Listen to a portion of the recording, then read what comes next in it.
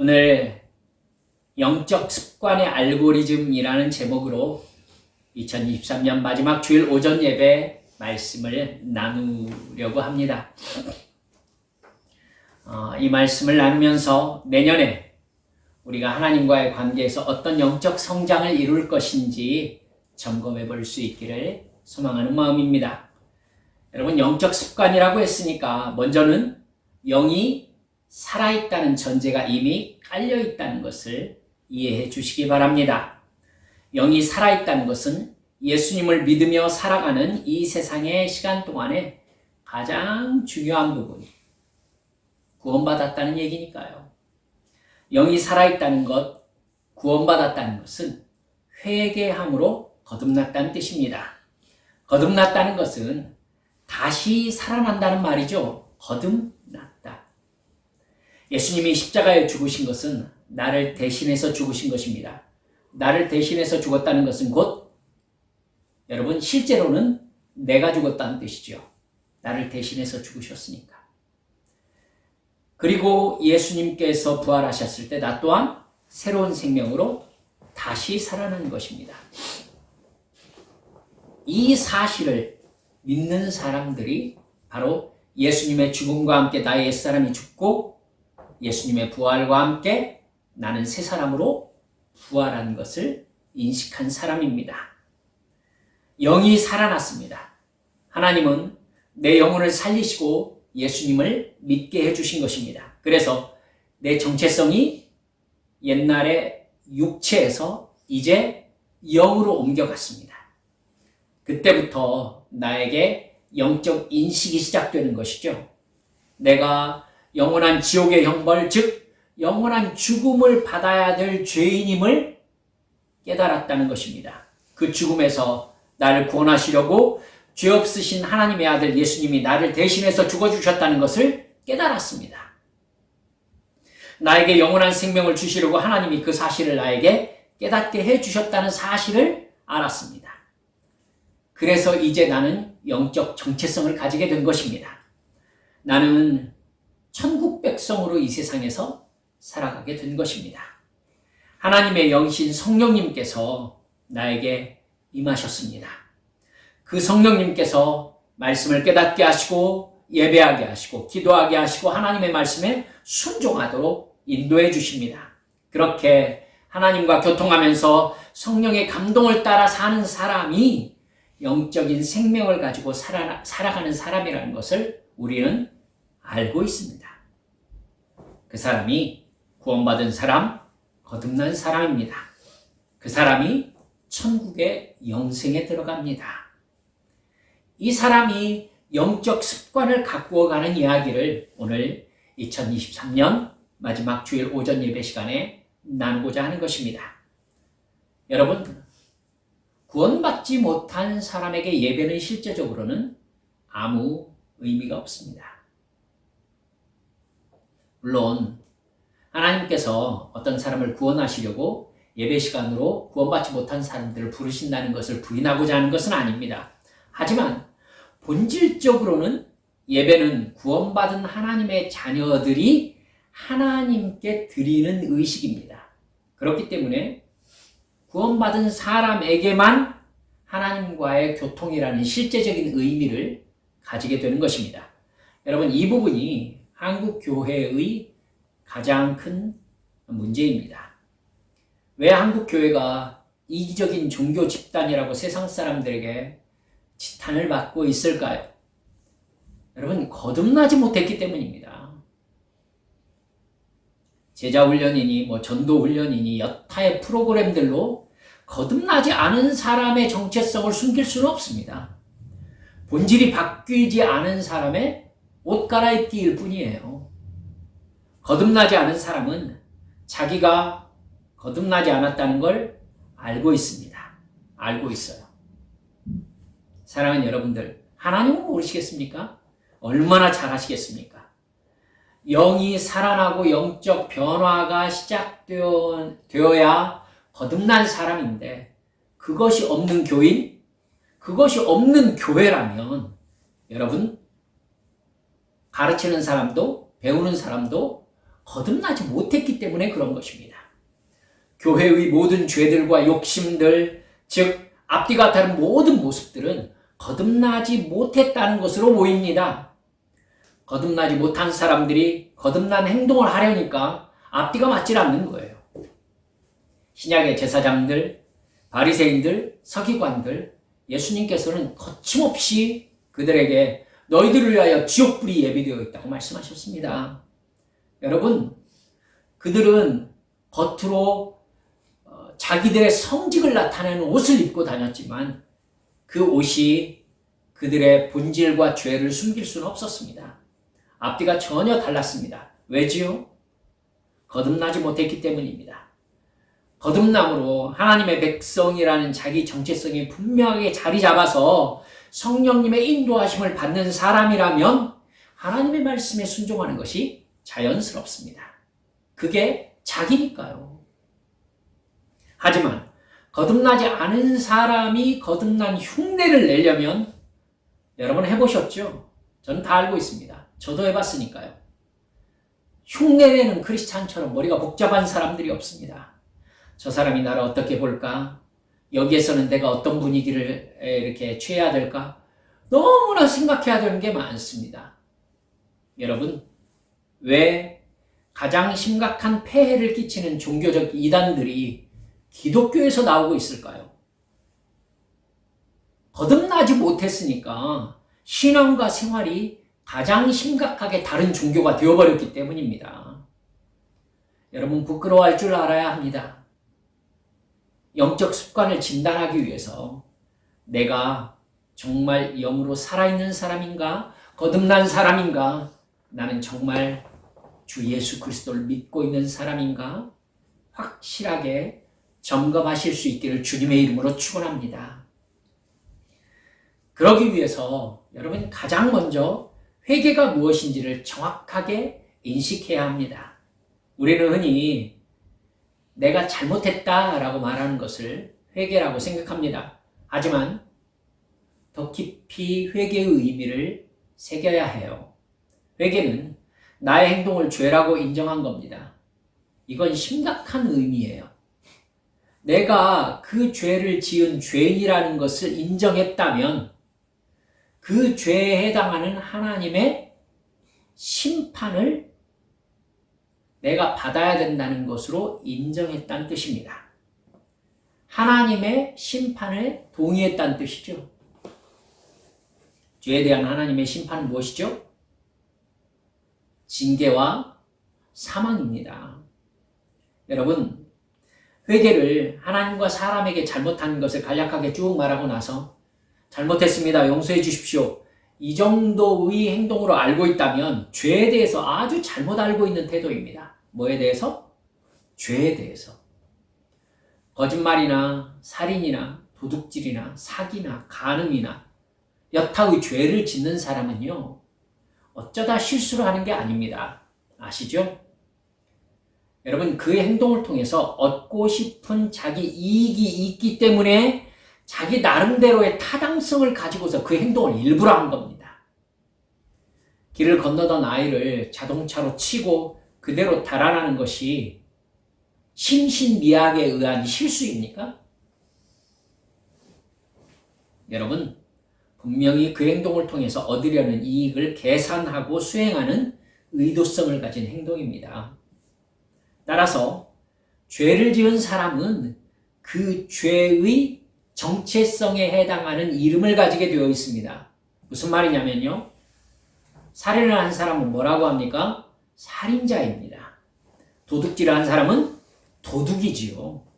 사기를 친 사람은 사기꾼입니다. 간음을 한 사람은 간음자입니다. 그러니까 죄는 어떤 행동의 실수의 문제가 아니라 그 사람의 정체성의 문제란 말입니다. 따라서 내가 어떤 죄를 회개했다는 것은 내가 그 죄의 정체성을 가진 사람이라는 걸 인정했다는 뜻이에요. 내가 죄인입니다. 단순히 행동을 잘못했다고 말하는 것이 아니라 내가 살인자입니다. 나는 간음자입니다. 나는 사기꾼입니다. 난 도둑입니다. 이렇게 하나님 앞에서 인정한 것이 회개의 의미입니다. 그리고 그런 죄가 가능한 나는 아직도 죄와 사탄의 노예였습니다 라고 인정한 것입니다. 나는 영원한 지옥의 멸망에 들어갈 수밖에 없는 절망적인 존재이니까 지옥에 들어가지 않도록 나를 불쌍히 여겨주시라고, 제발 새 사람으로 살 수 있는 기회를 주시라고 하나님 앞에 간절히 탄원하는 것이 회개기도입니다. 다시 그 죄를 반복하지 않겠다고 결단하면서 이제 나는 그 죄를 지을 때와 다른 사람이라고 이야기하는 것, 이것이 바로 회개의 의미인 겁니다. 그러니까 죄를 회개해야 구원받을 수 있다는 것은 거듭나야, 즉 죄를 지을 때와 다른 사람이어야 구원받는다는 뜻입니다. 아멘입니까? 회개의 의미를 내가 죄 지은 걸 무효로 시키기 위하여 안다라는 행동으로 여기시면 큰 착각입니다. 회개 자체가 새 사람이 된다는 의미니까요. 우리는 너무나 간단하게 회개를 해치웁니다. 잘못했다고 입으로 말하고 행동으로 지은 죄는 이제 다 지워졌다? 여러분, 왜 그런 식으로 회개를 이야기했습니까? 그 죄의 결과인 심판 혹은 징계를 모면하려는 방법으로 회개를 이용하고 싶은 마음일 뿐이기 때문입니다. 그건 여러분 하나님을 속이려는 마음입니다. 하나님이 속습니까? 아닙니다. 분명히 베드로 사도는 이렇게 얘기합니다. 하나님을 속이려 하지 말라. 사람이 무엇으로 심든지 그대로 거두리라. 옛날 성경에서는 하나님을 만으로 여기지 말라 이렇게 얘기했는데 이제 하나님을 속이려 하지 말라로 올바르게 쉽게 얘기했더라고요. 여러분, 하나님은 속지 않으십니다. 사람이 무엇으로 심든지 그대로 거둘 것이라고 말씀하고 계세요. 그러니까 회개는 그 죄를 지을 때와 지금의 나는 다른 사람이라는 고백이 바로 회개입니다. 내가 다시 그 죄를 짓는 것은 내가 죄와 사망의 문을 열고 내 발로 들어가는 행동입니다. 히브리서 10장 26절은 우리가 진리를 아는 지식을 받은 후 짐짓 죄를 범한 즉 다시는 속죄하는 제사가 없다라고 못 박아서 얘기하고 있습니다. 그러니까 회개하고 그 죄를 반복한다는 것이 얼마나 무서운 결과를 가져오는지 우리는 정말 제대로 깨달아야 합니다. 한국 교회가 이 부분을 무시하고 내가 지은 죄를 뻔뻔하게 그냥 입으로 얘기하고 지우는 습관을 들였기 때문에 한국 교회의 윤리가 이렇게 땅에 떨어져 있는 것입니다. 이제 교회 다닌다고 그 사람의 양심을 믿는 세상 사람들은 없습니다. 이들이나 우리나 똑같다는 것 세상 사람들 다 알고 있습니다.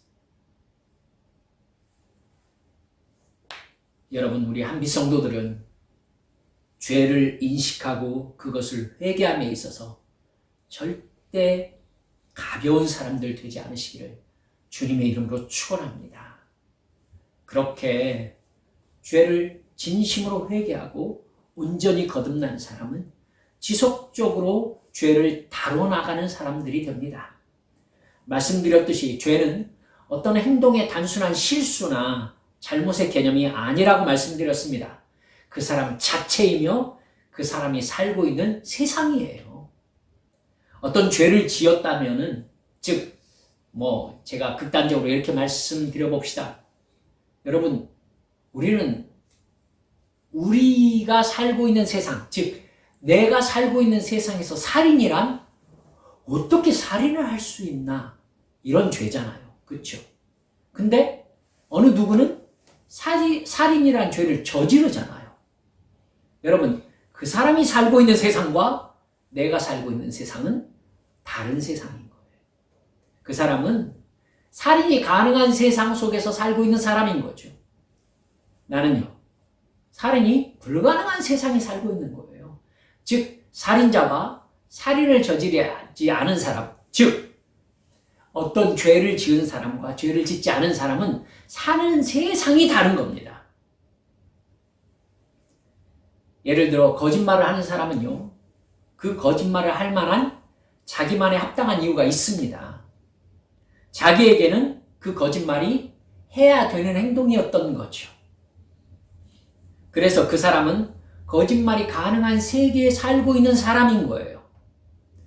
거짓말이 가능하지 않은 세계에 살고 있는 사람이 그 사람을 보면은 어떤 느낌을 받겠어요? 어떻게 그럴 수가 있어? 이렇게 되겠죠. 왜요? 이해가 안 가요. 내가 사는 세상에서는 그게 불가능하니까. 그 사람이 회개하고 거듭나서 자신이 거짓말이 가능한 세계에 사는 거짓말하는 사람이었구나. 이걸 깨닫고 거짓말하지 않는 사람이 된다는 것은 거짓말이 가능한 세상에서 빠져나왔다는 뜻이 되겠죠. 그렇죠? 이제 여러분은 아실 것입니다. 그 사람이 갇혀 있었던 거짓말이 가능한 그 세상이 뭐였어요? 여러분, 죄와 사망의 감옥이었던 겁니다. 그 감옥에서 나온 것은 거짓말이라는 죄로 나를 가둔 사탄이라는 사냥꾼의 올무에서 벗어난 거예요. 그거 나 스스로 할 수 있어요? 못해요. 그렇기 때문에 예수님께서 나를 그 세상에서 끄집어 내신 것입니다. 그래서 구원을 은혜라고 하는 것입니다. 그 은혜를 받았으니 이제 나는 내 발로 그 죄의 세계로 다시 들어가면 안 되겠죠. 그럼 그 세계에서 나를 꺼내신 예수님의 십자가 사랑을 내가 부인하는 것이 되는 겁니다. 누구의 행동입니까? 가룟 유다의 행동인 거예요. 여러분, 거짓말이라는 죄가 가능한 나의 옛사람이 죽고 거짓말이 불가능한 사람으로 거듭났습니다. 주님께서 나를 그렇게 거듭나게 해주셨어요. 죄와 사망의 감옥에서 나를 꺼내셨어요. 여러분, 그러니까 나는 그 은혜에 믿음으로 반응해서 이제 다시는 그 죄를 짓지 않는 사람으로 살아가는 것, 이것이 하나님의 은혜에 대한 나의 믿음의 반응인 것입니다. 할렐루야. 이걸 깨달으셔야 돼요. 이런 식으로 그 사람은 계속해서 내가 갇혀있는 영적 감옥이 뭔지, 그 감옥에 갇혀있는 나는 누구인지를 계속 깨달아갑니다. 그리고 다시 그 죄와 싸웁니다. 내가 그 영적 감옥에 갇혀있는 죄인임을 깨닫고 내 입술로 내가 죄인임을 고백합니다.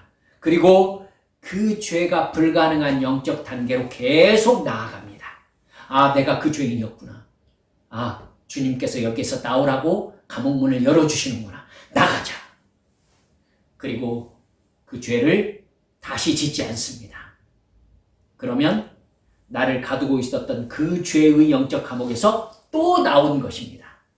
또 거듭난 것입니다. 제가 무슨 얘기 드리는지 아시겠죠? 여러분, 이렇게 해서 날마다 죄와 싸우면서 나는 새 사람으로 날마다 거듭나는 것입니다. 할렐루야. 이게 구원받은 사람의 삶입니다. 이게 하나님의 자녀로 계속해서 거룩해 가져가는 영적인 과정인 겁니다. 여기에서 우리는 나를 붙잡고 있는 죄의 본성에 해당하는 죄와 사망의 감옥으로 나를 겹겹이 가두고 있는 강력한 죄의 세력들을 만나게 됩니다. 그 죄가 가능했던 것은 그 죄를 지었던 옛사람에게 그 죄가 자연스러웠기 때문입니다. 거짓말을 하는 사람들 여러분 경험하셨을 겁니다. 그 사람에게는요, 거짓말이 자연스러워요. 자연스러워. 그러니까 의도적인 거죠. 실수가 아니에요. 그 죄가 자연스러웠다는 것은 그 죄를 지을 만한 가치관을 가지고 있었다는 뜻입니다. 그래서 그 죄를 계속해서 반복해왔다는 뜻이죠. 따라서 어떤 상황이 되면 그 죄는 자연스럽게 나에게서 나타났던 것입니다. 이게 습관입니다. 따라서 거의 모든 죄는 일회성 실수가 아닙니다. 반복해서 학습되고 습관으로 굳어져서 나는 이런 사람이다 라는 정체성을 이룬 것이 죄입니다. 그래서 그 죄인이 된 겁니다. 이 부분에 있어서 참고할 만한 책이요. 스탠퍼드 대학의 심리학 석좌 교수로 있는 러셀 폴드렉이 습관의 알고리즘이라는 책을 썼습니다. 습관은요, 처음엔 목표 지향적인 행동이지만 충분히 반복된 후에는 자동적인 행위로 변해서 반사 반응에 가까워진다고 얘기를 했더라고요. 따라서 한 번 습관으로 학습된 행동은요, 노력해서 없애더라도 완전히 사라지지 않고 늘 살아날 준비를 하고 있는 상태라는 겁니다. 이해가 가시죠? 나 이건 안 해야 되겠다라고 안 할 수 있어요. 근데 그러면은 그 행동이 사라지는 게 아니라 잠복해 있는 겁니다. 늘 다시 할 수 있을 만한 행동으로 준비된 상태라는 것이죠. 그런데 러셀 교수는요, 나쁜 습관을 고치지 못하는 것은 의지력에 문제가 있기 때문이 아니라고 얘기를 하고 있더라고요. 습관을 고친 훌륭한 의지력을 가진 사람들은요, 순간의 충동을 계속해서 거부한 사람들이 아니라는 거예요. 연구 결과 자제력이 높다는 평가를 받은 사람들은요, 충동을 잘 억제했다기보다는 처음부터 자제력을 발휘하는 상황을 피하는 걸 다른 사람들보다 잘하는 사람들이래요. 예를 들어서 마시멜로를 앞에다 놓고요, 먹지 않는 실험을 했는데 마시멜로를 바라보면서 먹지 않으려고 버틴 아이들보다 마시멜로를 바라보지 않고 그냥 정해진 시간 동안 다른 놀이를 했던 사람들이 마시멜로를 먹지 않는 시험에 훨씬 더 잘 통과했다는 거예요. 그러니까 마시멜로를 언제까지 먹지 않아야 된다라고 하면은 그걸 바라보면서 먹지 않아야지 라고 자제력을 발휘하는 사람보다 그건 관심을 제껴놓고 다른 걸 열심히 한 사람이 그 시간 동안에 마시멜로에 신경 쓰지 않고 마시멜로를 먹지 않을 가능성이 훨씬 높았다는 겁니다. 무슨 얘기인지 아시겠죠? 즉, 나쁜 습관의 행동을 하지 않으려고 의지력을 발휘하는 게 아니라 나쁜 습관을 유발하는 상황 자체를 피하는 것이 지혜로운 방법이라는 것입니다. 즉, 습관은 잊어버리는 것이 안 된다는 거예요. 그러니까 능동적으로 다른 습관을 만들어서 기존의 습관을 덮어가는 방법 외에는 나쁜 습관을 지울 수 있는 방법이 없다는 겁니다. 이 분석은요, 죄의 습관을 고치는 데 우리에게 괜찮은 깨달음을 줍니다. 어떤 상황에서 어떤 죄를 짓는 습관이 들어있으면은 죄의 알고리즘이 형성되어 있어요. 그래서 어떤 상황이 되면 자연스럽게 그 죄의 단계로 넘어가는 죄의 세계 속에 갇혀 있단 말입니다. 죄를 반복하던 상황 속에서는 그 죄의 행동이 알고리즘처럼 자연스럽게 대기 상태로 나타나 있는 거예요. 그러면 그 상황 속에서 죄를 짓지 않으려고 애쓰기보다 애초에 그 죄의 알고리즘이 형성되지 않도록 죄의 상황에 들어가지 않는 게 중요하다는 겁니다. 죄를 짓는 습관은 죄를 참는 행동으로는 극복이 불가능합니다. 그게 가능했었으면 여러분 율법으로도 충분했죠.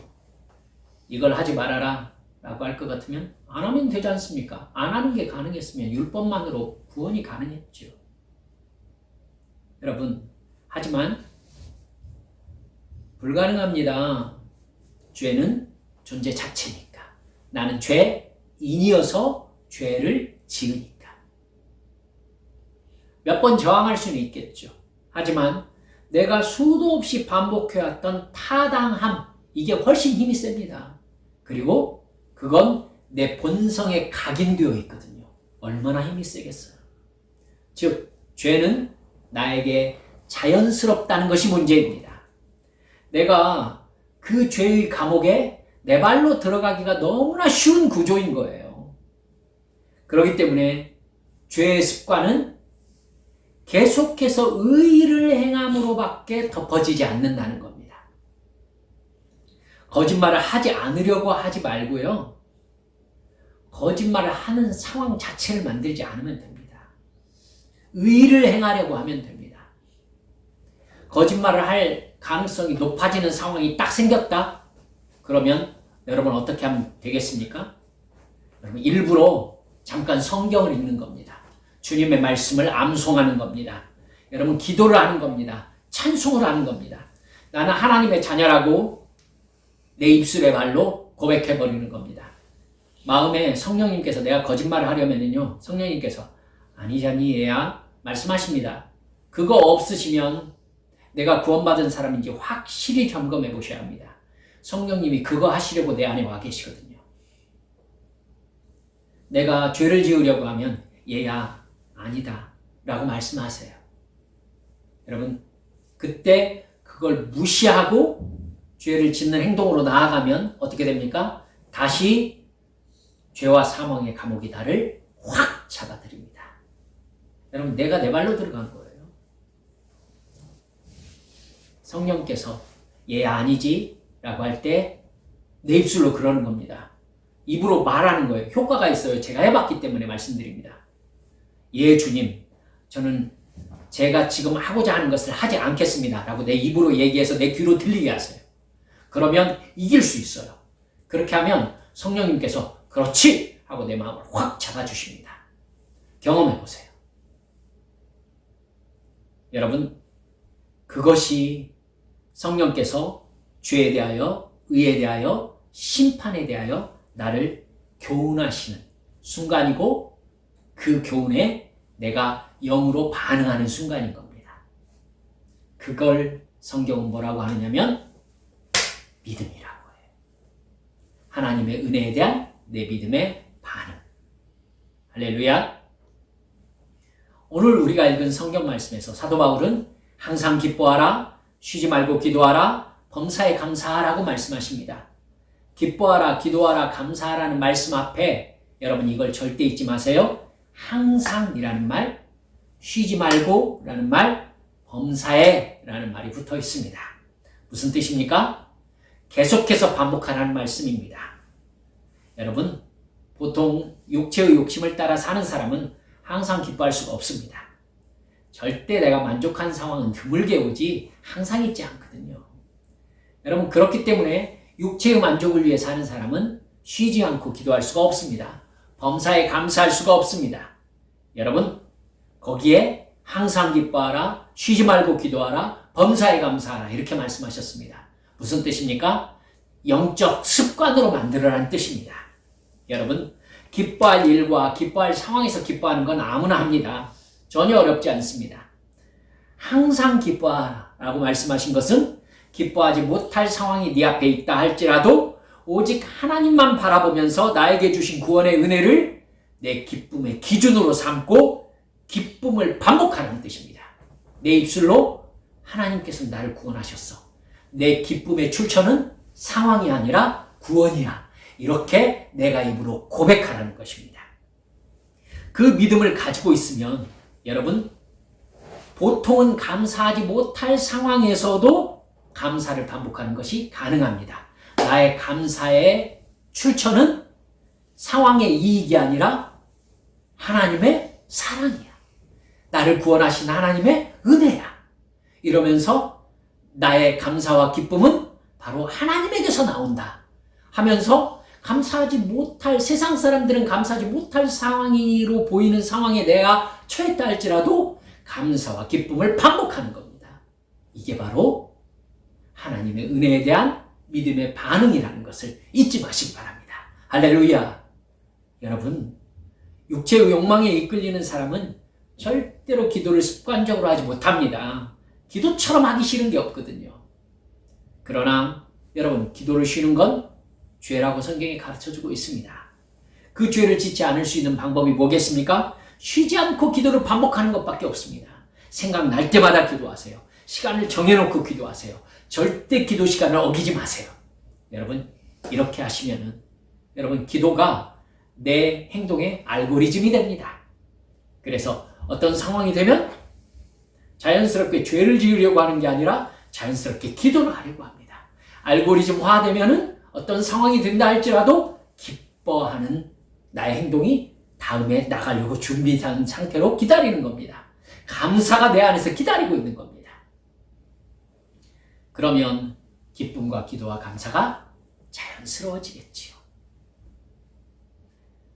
여러분, 죄가 가능한 세계에서 죄와 사망의 감옥에 갇혀 있다라는 것은요, 그 죄가 반복될 만한 나름대로의 균형이 잡혀 있다는 뜻이에요. 알고리즘이 바로바로 대기 중이란 상태는 내가 그 세계 속에서 살았기 때문에 그 상황이 된 거거든요. 즉, 이 구조가 만들어져 있다는 거예요. 거짓말로 얻는 이 구조가 균형이 이루어져 있다라고 생각하고 있기 때문에 내가 그걸 반복하는 겁니다. 게으름에 사로잡히는 내 이익의 균형이 형성되어 있는 거예요. 그러니까 이건 이렇게 게으르게 있을 만한 것이 내 쾌감의 구조가 되어 있는 거예요. 죄가 반복되는 것은 그 나름대로의 세계관과 가치관이 균형을 이루고 순환 구조를 이루기 때문이에요. 균형이 잡혀있기 때문이에요. 내가 그 안에 있기 때문에 그 죄를 지으면서 살게 된 겁니다. 그 죄악의 구조와 균형을 어느 부분에서 어떻게 깨뜨려야 될 것인지를 여러분 성령께 지혜를 구하시기 바랍니다. 그래서 그 악의 구조를 깨뜨려야 돼요. 죄의 구조를 깨뜨려야 돼요. 내가 그 죄를 지음으로 얻으려고 했던 이익의 구조를 깨뜨려야 됩니다. 안주한 죄의 균형을 깨뜨리고 그 죄를 대신할 영적 행동을 성령께서 깨닫게 하시는 대로 반복해야 됩니다.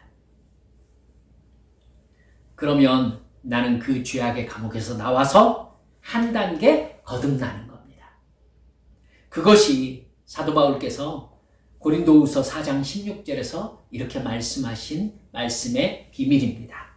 우리가 낙심하지 아니하노니 겉사람은 후패하나 우리의 속은 날로 새롭도다. 할렐루야. 어떤 상황에서 죄와 싸우며 오늘도 거듭나고 내일도 거듭나고 그 죄악의 감옥에서 오늘 나오고 또 새로워진 사람으로 죄와 싸워서 또 이기고 날로 새롭도다. 말씀을 마무리합니다. 2023년이 이제 몇 시간 안 남았습니다. 말씀드렸듯이 나는 스스로 방향을 정하거나 가고 싶은 곳으로 갈 수 있는 배를 타고 있는 게 아닙니다.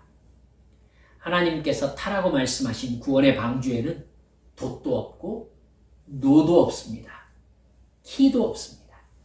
무슨 뜻입니까? 구원받았다는 것은 하나님이 인도하시는 대로 어디든지 흘러가겠다는 작정을 한 삶이란 뜻입니다. 무엇을 말씀하시든지 항상 기뻐하고 쉬지 않고 기도하고 범사에 감사하면서 주의 말씀에 순종하며 살겠습니다. 라고 결단한 삶인 겁니다. 죄의 습관을 영의 습관인 기도와 말씀과 순종과 감사로 대체해 나가는 삶이 바로 구원받은 사람의 삶입니다. 그렇기 때문에 마땅히 해야 될 생각 외에는 사실 할 필요가 없어요. 이렇게 가다가 어떻게 될 것인가? 무슨 일이 생길 것인가? 혹시나 이런 일이 발생하지 않을까? 할 필요가 없습니다. 성령께서 인도하시는 대로 살면 되니까요. 영적 습관을 강하게 반복하는 겁니다. 믿음의 반응을 계속해서 강하게 반복하는 거죠. 그래서 영적 알고리즘을 바꾸는 겁니다. 우리의 최종 도착지는 어디입니까? 천국입니다. 예수 믿어서 대박이나 복권 당첨이나 명예나 권력을 얻고자 하는 것이 아닙니다. 오직 하나님만 의지하면서 하나님만 섬기고 하나님을 사랑하며 복음을 전하고 구원의 길로 인도하는 이 일을 하는 것. 이게 바로 우리가 이 세상에서 궁극적으로 살고 있는 목적인 겁니다. 러셀 교수가요, 가장 성공적으로 습관을 바꾼 사람들을 이렇게 얘기했더라고요. If then, 만약 뭐뭐 하게 된다면 뭐뭐 하겠다. 이 법칙을 실천한 사람들이 습관을 참 잘 바꿨대요. 규칙을 이행하지 못했을 때 자신이 싫어하는 사람이나 단체에게 돈을 주겠다라고 정한 사람들이 습관을 제일 잘 바꿨대요. 여러분은 뭘 하기 싫으세요? 내가 그 죄를 반복하면 내가 이 사람에게 돈을 주겠다. 이렇게 작정하고 실천해 보시면 아마 이기기가 참 괜찮지 않을까라는 생각을 해보았습니다. 여러분, 만약에 내가 그 죄를 반복하면 3일 금식을 하겠다라고 작정해 보시면 어떨까요? 새해에는 우리의 영적 습관이 거룩과 정결로 열매 맺을 수 있도록 굳게 작정하고 순종을 실천합시다. 죄를 짓는 습관은 의를 행하는 습관으로밖에는 덮여지지 않습니다. 그래서 우리 한빛 성도들 이 사실 마음에 굳게 붙잡고 새해에는 더 근사하게 나를 묶고 있었던 영적 감옥에서 하루가 다르게 빠져나오고 성숙해가고 영적으로 더 멋있어지고 하나님께서 더 사랑하시는 그런 멋쟁이 크리스찬 모두 되어주시기를 주 예수님의 이름으로 축원합니다. 감사합니다. 이 시간 함께 기도합시다. 잠시 돌아볼 것은 2023년 내가 어떻게 살았나 하는 부분입니다. 여러분, 지난 해와 같은 시간으로 살지 않으리라 작정하며 2023년 시작하셨지 않겠습니까? 얼마만큼 나는 변화되었습니까? 얼마만큼 영적으로 성장했습니까? 바꿔 말하면 얼마만큼 더 거듭났습니까? 우리 이 시간 주님 앞에 기도하면서 주여, 올해와 같은 내년 되지 아니하도록 날마다 거듭나는, 날로 새로워지는 믿음의 사람으로 살도록 역사해 주시라. 이 시간 주님 앞에 함께 동성으로 기도하시겠습니다. 기도합니다. 아버지 하나님,